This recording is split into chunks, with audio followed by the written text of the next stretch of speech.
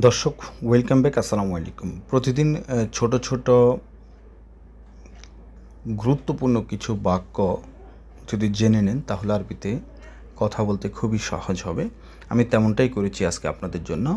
প্রথম যেটা লিখেছি কাম হায়াদা। আপনি কোনো দোকানে গিয়েছেন, তখন আমরা বলি না, বাংলাতে বলি বা হাউ মাছ ইজ ইট, ইংলিশে যদি বলতে যাই এটার দাম কত, বা বাংলাতে এটার দাম কত। জাস্ট কাম মানি কত, হাদা মানি এই বা এইটা, সেক্ষেত্রে কাম হায়াদা। কাউকে যখন প্রশ্ন করবেন তখন কথার সাথে ধাক্কা দিবেন, কাম হায়াদা। তখন উনি বলবে হাদা 20 রিয়াল, হাদা 50 রিয়াল, হাদা মিয়া ওয়া 50, ঠিক আছে, এরকম বলবে। তো তাহলে কাম মানেই কত, হাদা মানে এই বা এটা। আবার কাম শব্দ দিয়ে আপনি আরও অনেক বাক্য তৈরি করতে পারেন। যেমন হচ্ছে কাম নফর, কতজন লোক, কাম পুলুস, কত টাকা। তারপর হচ্ছে কাম সা, কয়টা বাজে। সা মানে হচ্ছে সময়। এরপর লিখেছি নাজ্জেল সোয়াইয়া। মনে করেন আপনি কোনো দোকানে গিয়েছেন, অনেক বেশি দাম, সেক্ষেত্রে বলতে পারেন আমরা যেরকম বাংলাতে বলি একটু কমিয়ে রাখেন। তো সেক্ষেত্রে নামানো, কমানো, এই ক্ষেত্রে নাজ্জেল বলবেন। সোয়াইয়া মানে একটু, নাজ্জেল সোয়াইয়া, একটু কম রাখেন বা দাম কমান। বাট মূলত নাজ্জেল মানে নামানো। যেমন আপনার মাথায় যদি একটি বস্তা থাকে, নাজ্জেল নাজ্জেল নাজ্জেল হায়াদা আগ্রাত।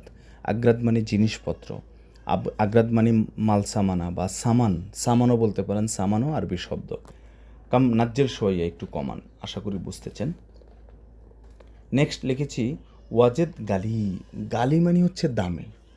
যেমন সে অনেক দামি লোক, তাহলে হুয়া নফর, হুয়া মানে সেই, হুয়া মানে সেই, হুয়া ওয়াজেদ, ওয়াজেদ মানে অনেক বেশি বোঝাতে ওয়াজেদ শব্দটি ব্যবহার করবেন। হুয়া ওয়াজেদ গালি, সে অনেক বেশি দামি। সো আমরা বলতে পারি ওয়াজেদ, কোনো কিছু বেশি বোঝাতে ওয়াজেদ শব্দ ব্যবহার করব। আচ্ছা, তো এটা অনেক বেশি দামি, আদা ওয়াজেদ গালি, অনেক বেশি দামি। নাজ্জেল সোয়াইয়া। মিনফাদলিক মানে হচ্ছে দয়া করে, মিনফাদলিক নাজ্জেল সোয়াইয়া, দয়া করে নাজ্জেল নামানো, সোয়াইয়া মানে একটু, দয়া করে একটু কমান বা না। ইয়াল্লা রুহ, চলো যাই। আমরা অনেক সময় কী বলি, যেমন লেটস গো, চলো যাই। হ্যাঁ, তো আরবিতে আপনি এটা কীভাবে বলবেন? আবার বাংলাতে আমরা যদি বলি চলো যাই, চলো যাই, তো আরবিতে বলবেন হচ্ছে ইয়াল্লা রু ওয়াল্লা মাফি ওয়াক্ত। হ্যাঁ, ইয়াল্লা রু মাফি, ইয়াল্লা মানে হচ্ছে ইয়াল্লা রু, চলো যাই। মাফি ওয়াক্ত, ফি মানি আছে, মাফি মানি নাই। মাফি ওয়াক্ত, সময় নাই। ইয়াল্লা রু সুরা সুরা, ওয়াল্লা তাড়াতাড়ি চলো, চলো বা চলো যাই তাড়াতাড়ি, এরকম বুঝায়। সুরা সুরা মানে তাড়াতাড়ি।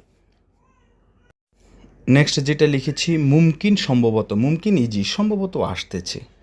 এরপর হচ্ছে এস অবলিক শুনো মুশকিলা, কী সমস্যা। এস মানেও কি, শুনো মানেও কি। এস মুশকিলা, কী সমস্যা। ধন্যবাদ, আসসালামু আলাইকুম।